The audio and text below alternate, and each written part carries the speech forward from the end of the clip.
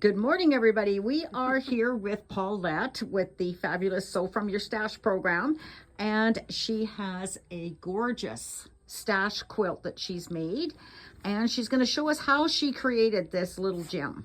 Okay, take it away, Paulette. Yes, good morning, and it's St. Patrick's Day, so happy Oh, St. got to start with the Patrick's green Day. block, yes. Of course. I'm not Irish, maybe just want to be Irish today. Yeah. Yeah, so we're doing cute little 6-inch blocks. These are so sweet when you get them up. So it's just two colors, a light and a dark color. So the whole quilt is made up from this. Plus it's made up from 6.5-inch cut, just a whole piece of fabric in between each of these little blocks. And the little blocks make a really nice grid across your quilt. Ergo, the name of the quilt is Crossroads. Right. And so this quilt has a mostly dark background, and the crossroads are light. So I didn't pay too much attention to the color. I just wanted to make sure I had a light for the roads and a darker background. And I mean, if you zoomed in on this, you would see there's all kinds of fabrics in here. Oh God, she's fearless, fearless, you guys. Paisleys, there are tone-on-tones. Oh my gosh, she's got Stonehenge. She's got sort of a wild Hawaiian kind of a print. It is. She's got paisley. She's got, oh Stripes, my gosh. What are these things here? Oh, they're little flowers. Yes. And there's even a bit of stripes. There's some, just all kinds of things. So really, I was just looking for my darker fabrics and a lighter one that looked pretty good with it. And if you're wondering about this one, it has baseball fabric in it just because I did finish this quilt in October. So I always put baseball fabric in October. Because that's the World Series. Yes. There you go. So we're going to look at how we're going to put these little blocks together. And you need, of course, for your alternating squares here, a 6.5-inch cut piece of fabric. And so these are a couple of my darks here, what I would consider dark. And you're going to need the pieces for your block. So you're going to be cutting 4.5 by 1.5-inch pieces. I can get them all up there. And you're going to be cutting 4 1.5 by 2.5-inch pieces. So that's going to make all of the dark background in this block. So it's all these little pieces here. So for the crossroad part, 1 2.5-inch square, which isn't going to show up too much on my board, and you need 8 1.5-inch squares. And instead of strip piecing, I actually cut all the individual pieces because I'm cutting from my stash. So all of my pieces aren't big chunks. I maybe can't get a whole strip to do some strip piecing. So I'm cutting from chunks of fabric that I have, and this is the best way for me to figure out how to. And I can also then lay the whole little block out and see how it's going to look. Now, are you using a full 1/4 inch or are you using a scant 1/4 inch? I use a scant 1/4 inch. I do find that if I don't, my blocks end up too small. Yeah. So I do use a scant 1/4 inch. Okay, so that means you're going to be moving your needle one stitch, like one position, one needle width. Yes. My machine doesn't move the needle, but I know on my little presser foot how much I need to tuck it under. Oh, okay.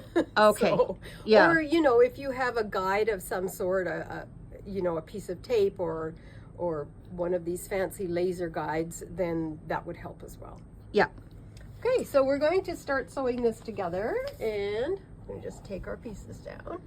So in the instructions, so you're going to take that center piece that you have here, and you're going to sew 2 of the dark pieces on the sides of it, and then you're going to take your 2.5-inch long pieces, and you're going to sew the 1.5 inch light squares on the outsides of those.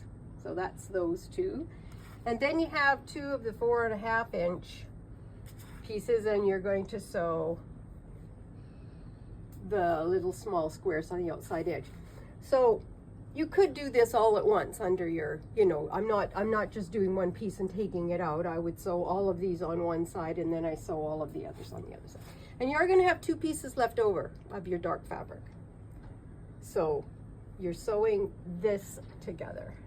So once you've got these pieces all together, you are going to attach this one to the top there and this one to the bottom there.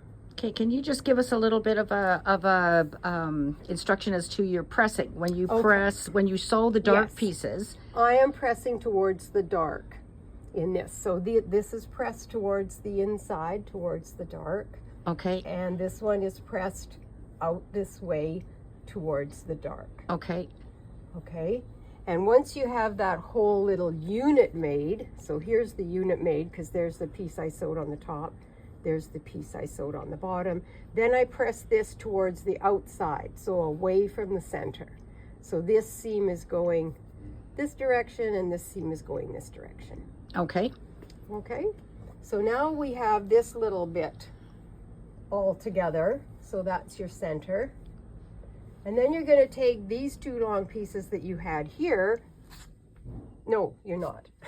I was just going to say, okay, how's that work? Yeah, no. She must have a new trick or something here. No. You're going to take those pieces that you had set aside and you're good to add those to the sides. So you add those to those sides, and what you end up with is, and when I do this, you have a piece that ends up like this. Ah, and again, still like pressing that to the outside. Still pressing towards the outside, always towards the outside. Okay. Once you get to this stage. So now all we have left over are our 2 long pieces, and you're going to sew those to the top. Oh, where's the other one? And the bottom, like that. And it doesn't look square because the seam allowances are not there. But that's how you end up with this lovely little square. And again, you're pressing, always pressing towards the outside. When you're sewing all of these little guys on here, you are pressing towards the darker fabric. Okay. So, and because these are sitting next to a plain square, there's no seams to match up or anything. Yeah. The only thing you're matching is when you actually join your rows together. So you're going to be matching up the corners of these, but there's nothing along here. So when you put those solid blocks in there, are you pressing then to the solid block so that it would nest on the next row? Right? Yes, and that's in the directions that you press these rows towards the plainer block, the unpieced block. Yeah, and would you call this an Irish chain? I would not, because I think an Irish chain has all of the diagonal pieces are the same size. Oh, that's this one, okay. Yeah, this one we're coming to a spot where there's a bigger one, and then we go small, and then it's bigger, and then small, bigger. Okay. So it's an adapted it could Irish chain. There you go. Sure, So I'm still partially all right. Let's make it Irish today. This is our our adaptive Irish chain. Yeah. So very beautiful. And I mean, you can make it as big or as little as you want. I did add a border, and I also put the same fabric that I have in the border in the very corners of the quilt layout. So it just kind of gives it a little bit more rounded shape. But you could start with this on the outside, and you can also do this in a light background. So I'm going to show you a project with a light background. She does sleep, you guys, I promise. She does sleep. I'm not too sure when she sleeps, but she does sleep. Okay, I'm going to put this one up. This is so cute. So, as a little baby that quilt? Oh, yeah. Okay. Okay, so this one has light background, and in my stash, I looked for all the pinks I had, and I don't have many pinks, which is I know. So Paulette. I actually had to go into the fuchsias a little bit. So I've got really light pinks, really dark prints. I've got, you know, very vintagey, older fabrics, and I do have a few newer ones. And this one's fairly new. But the trick with this one was I actually turned a lot of these fabrics to the back. So if you look here, look at how dark this is. Oh my goodness. But on the front, it looks like that. It's muted. Well, yeah. you can see the quilt underneath, but Yeah. it's much more muted. And I do have a note here, so I'm just going to back up here a little bit. So in this quilt here, I have 25 piece blocks and 24 of the cut 6.5 inch pieces. Okay. And 14, like of these 49 fabrics, you know, I use a different fabric in every block, so there's 49 different lights. 14 of the 49 are the back of the fabric. Really? I would have never done Yeah. this when I first started out, but where's one? Oh, this one here. I mean, if you look and see how that's Yeah. the right side of the fabric, and this one is the right side of the fabric. Yeah. But By turning it, you get By a turning more it- subtle look. you get a more muted, subtle, and yes, it's not the pretty side, but for this quilt, it is the right side. Yeah. Because if you left it as the, you know, with the Yeah. right side showing, it would Yeah. take over. It would be way too bold. And it's not that I didn't have enough lights. I have tons of things that are really white, but I wanted kind of a warm feeling. So Yeah. I wanted little tones of yellow and brown and that kind of a light. I wasn't looking for the, you know, the bright white, but I think it turned out really cute. It did. And I might trim my border down a little bit. I'm thinking it might be a little too wide, but we'll see.